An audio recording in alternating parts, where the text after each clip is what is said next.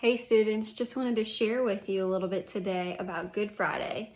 And after what I share, you're probably going to wonder why it is called Good Friday.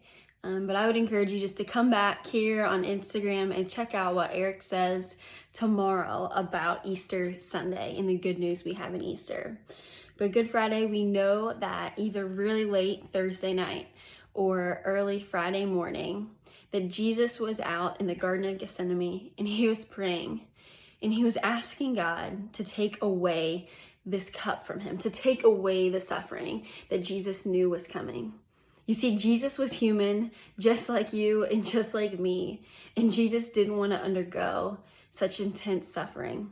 It says he was sweating in the garden, almost like blood was coming out of his head.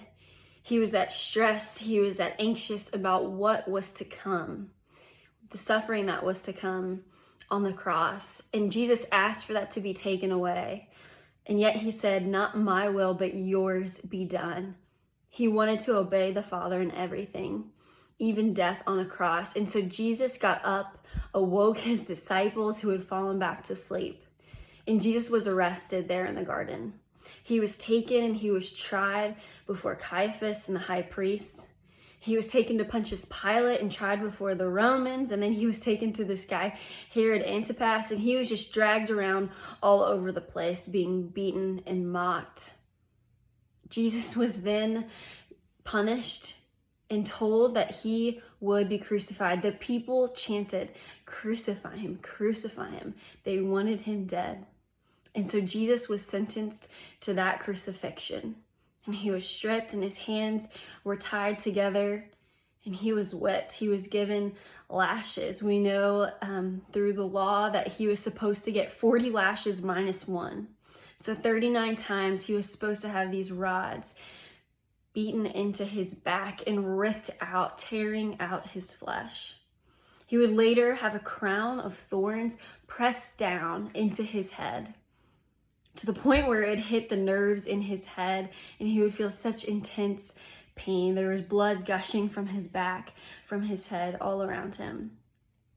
He was led up the hill to a place called Golgotha. And that is where he was nailed to the cross. The cross was lifted up and he was there struggling to breathe for a couple hours on that Friday. The Friday we call Good Friday. And at last he said out loud, "It is finished." Jesus breathed his last, his head bowed, and Jesus Christ was dead. But I want to encourage you just to think about that truth today, that Jesus died for you and for me, that Jesus went through such suffering for us. And what for? I ask you to come back tomorrow and to listen to the hope we have in the risen Christ.